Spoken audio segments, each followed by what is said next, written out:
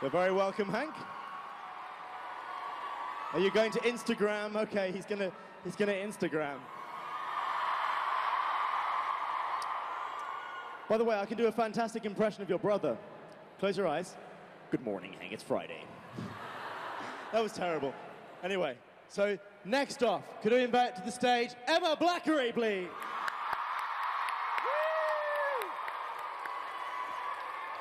She's tiny, isn't she? Tiny. Next up, Mr. Casper Lee.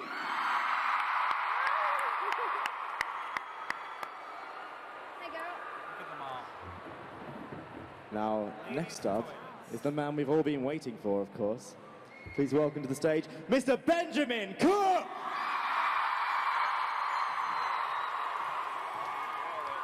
We should really have got like the Darth Vader music for that moment.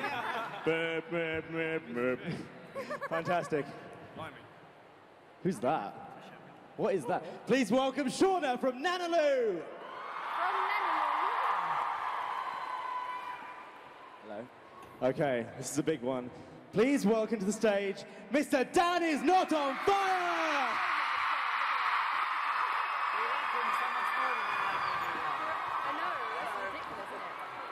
Next up, the creator of some of the most brilliant, what's the word, cartoons and stuff on the internet, Thomas Ridgewell from Tomska.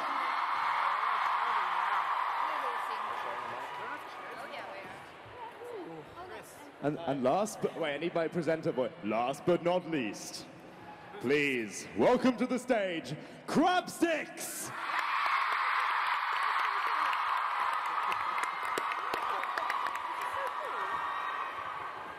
Fantastic. So this is our panel, and we're going to begin nice and quickly. So we'll start with Ben. Ben, what are your opinions on how much should a YouTuber reveal to themselves? To themselves? Sorry, to their audience. I'm rubbish already. I apologize. When I start, can you all hear me? Okay. Oh, sweet. When I started YouTube, I wanted to make a conscious effort not to reveal too much of myself to my audience. Because once you have, you kind of can't go back. I want to be honest with an audience, but at the same time, I'm terrified of doing something. Like a lot of YouTubers will do things like draw my life. And I want to be able to play an exaggerated version of myself. You can pretty much split most YouTubers, I think, into those who are exactly like they are in front of the camera in real life. YouTubers like Hank, for instance, is pretty much exactly the same. A little bit more sweary, I suppose, in real life. And then you'll get YouTubers, hopefully like me, or like Bertie Gilbert is a good example, or Chris, who are very, very different. And it's kind of a guard, I guess. It's like a mask.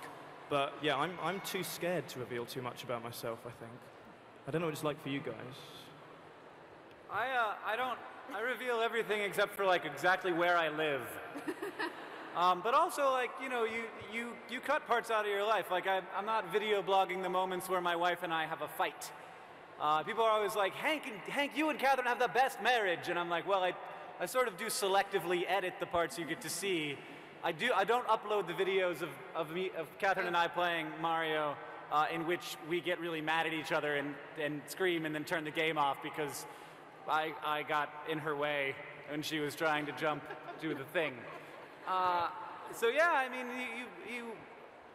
I think that it's important at some point to be very honest, because otherwise people see you as something that you aren't, and usually as more than you are, which can be dangerous, because then you get this relationship with your audience that's based not on reality, but on this vision of perfection, which is what a lot of celebrity in today's culture is based on. And I think the most interesting thing about YouTube is sort of defying that expectation of celebrity and saying, instead of you thinking that you have this relationship with this perfect person, you have a relationship with a more real person. I think that's more interesting. Yeah, personally, I like to share everything because, yeah, like Hank said, I don't like the idea of like being built on this vision of perfection.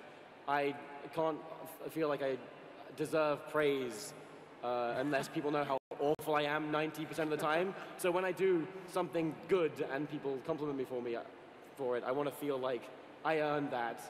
And I do that by most of the time being like, I'm awful, please don't like me. And I overshare everything. Okay, Yeah, I share everything with my audience. Just, I guess it's kind of interesting to see what will happen as well, and I find that people are less crazy when you tell them everything. Because people only care about the stuff you don't tell them. If you have a secret, they want to know it. It's like, ooh, what's his secrets? Is he really straight? Is he really gay? Who knows? Now I care. But if you're just like, no, I'm totally straight. Here's the girl I'm dating and all that kind of stuff, then people actually give you more room to breathe, which is weird. Like, you'd think that if you overshared, people would be really, like, obsessively crazy, like, oh, I know everything about you. But actually, the more I share, the less people care. That's a t-shirt. Well, I think, like, what was the question? Was it, like, how much do people need How much should you share with your audience? Was it should, or how much do they need to share? Should. How much? Because it's like, it depends on your content, you know what I mean? Well, it's like, what is a YouTuber in this world where there's a million different kinds of people that make different videos, you know what I mean? I would have thought that for someone like Phil, Phil is over there, by the way. If you can't see him, he's sat on a chair behind the table. No, that's not relevant. Not relevant. What an attention seeker.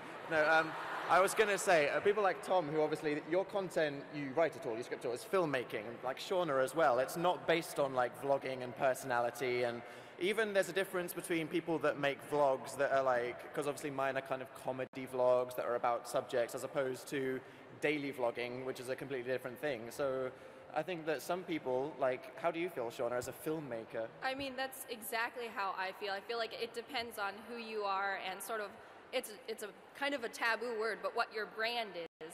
Like, if you are really just up there being you, it's duplicitous to be not all you. But if you are up there and, you know, you're half filmmaker and then sharing some of your life on the side, then it's not duplicitous to keep some things personal. And there's a lot of stuff that I don't like to talk about in video form, but I'll talk about like on my Twitter and on blogs, and it's like anyone who really cares will find it. But I keep my YouTube as a little bit more separate from myself. And that's just like what I like to do. And I don't think that there's any right or wrong way to do it. But yeah, I totally agree with what you said, because it all comes down to who you are and what you make. Any opinions, Chris? I have opinions. I don't like to share too much because I like to just stick to comedy, I think, for me personally. I think the more I share, the less easier it is to create characters. And I kind of just want to do comedy. I don't really want to tell everyone who I'm going out with and stuff, you know. Kick the sticks is not something I want to talk about, you know. Because you're busy making good comedy. Yeah, that's why. So yeah, I keep it all inside me. Brilliant. Should we move on to the next question?